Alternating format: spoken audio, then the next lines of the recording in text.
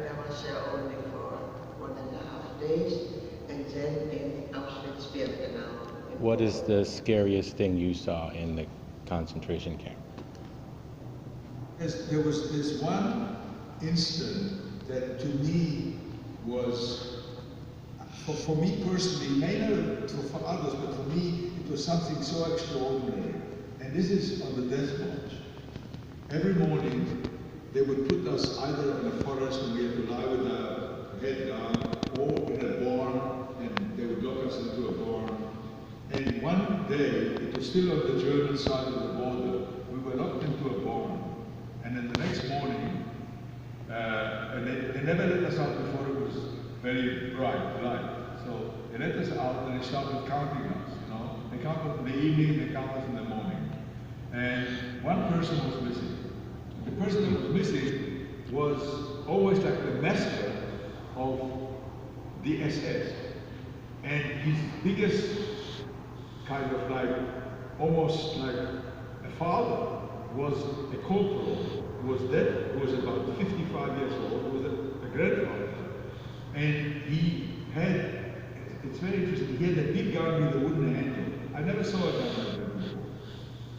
And he was his favorite. And he was wearing good boots, and he was always well dressed. This young man, he was in his early 20s or late teens, I can't remember. But he was a favorite. He was very good looking, dressed well, completely different from most of us. He was really a favorite of the guard. I don't know if he was there before, but he said on the tour he wasn't hungry. But he was the one that was missing. And they looked and they looked and they looked and they looked and they couldn't find him. And eventually, one of them found him. You know, there was sacks in the barn. He overslept, and he was lying under these sacks and overslept. And this corporal, his favorite supporters, favorite kind of like guardian, took him out, put him between his legs, took that wooden gun, and shot him. And his blood spurted all over, shot him in the head and his blood spurted. And then he was lying there, and I remember his legs were twitching. And before his legs even stopped twitching, one of the prisoners rushed and took off his shoes. And for me, this was such I just couldn't get over it. All the time that I was on that march, and for years later, that picture, to this day, I mean, this happened in 1945. And yet, I can see it as clearly as him lying there and everything exactly the way it happens. And me, that's something, it's some of the worst thing, because on the one hand, he was always happy, on the other, he was a favorite of the guards, and that didn't mean anything. He just overslept, and he was murdered. How did they find you? It was the 15th, my 15th birthday on the 11th of May in the morning, and Mrs. Rijksma had made little special breakfast. We had an egg, and we put some tulips on the table, and we were going to have a little celebration. There were a few little parcels on the table, and that was for the first time for a long time I was happy and not afraid. And we were just sitting down to breakfast, and there was a knock on the door, and Mr. Rijksma went down the stairs to open the door, and the Nazis just pushed them away and stormed up the stairs. And right away went for my mother and me. My mother tried to hide me behind her, and but they knew, because they knew that it was a mother and daughter, and they just took us away. And that was an unbelievable shock.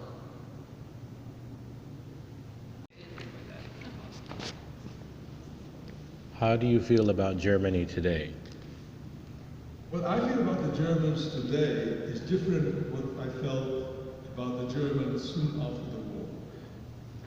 Because for many, many years, I felt very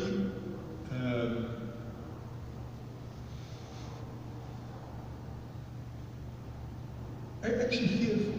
That was actually a kind of, I was scared of having anything to do with German. It was almost as if repulsed. I was repulsed, that was the right word. I was repulsed because I felt that this nation that did all that terrible thing, you know, to my community, to my parents, to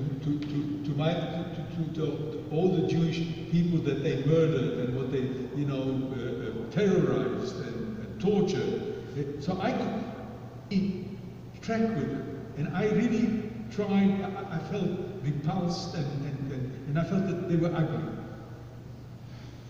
And that was my feeling for many, many years. I had nothing to do with it.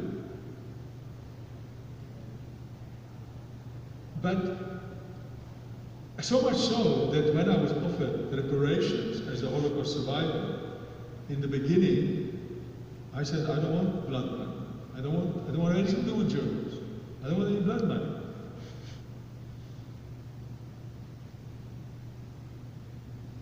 But nowadays, since in my adulthood, when I started kind of reading and thinking and kind of much more applying my brain to my thoughts and my emotions and my feelings generally, I really feel extremely upset about the fact that most of the perpetrators have not been punished and judged. But I have come to the conclusion, quite a long time ago, that you can't blame the whole nation of Germans, and that they are good people, and there are people that are not so good today. And anyway, those people that were born late after the war, many of the youngsters are actually against their own forefathers about it. And things have changed in Germany since I've been going to Germany. Originally, I didn't want to go to Germany. But now my feelings are different. I speak German and most peoples, but it's after all 70 years ago, most of those people who lived through this time have died, and two, three new generation of Germans who have grown up who are very decent people and very sorry of what has happened. So I have good relationship now with Germany.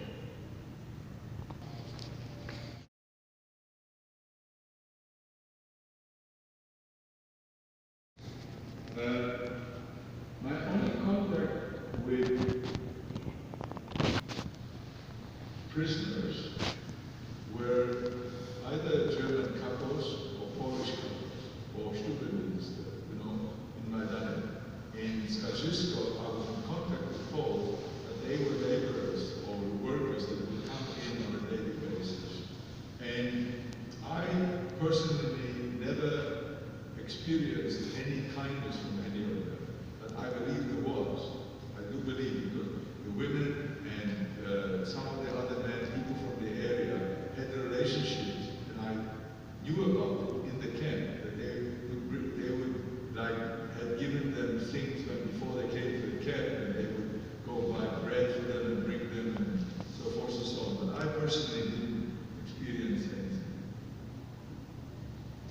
How were you liberated from the camps? It's difficult to explain it because we were in a camp and the Nazis just left. Whole SS took most of the inmates of Auschwitz with them and went around